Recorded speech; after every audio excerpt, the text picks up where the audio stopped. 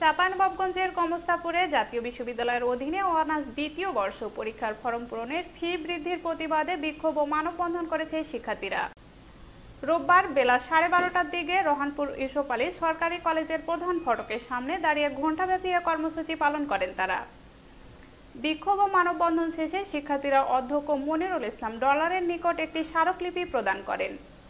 বিক্ষোভ সমাবেশে ও মানববন্ধনে কলেজের শিক্ষার্থী আল কারিমা মিম, মেহেদি হাসান, সানজিদা খাতুন সহ অন্যরা বক্তব্য রাখেন।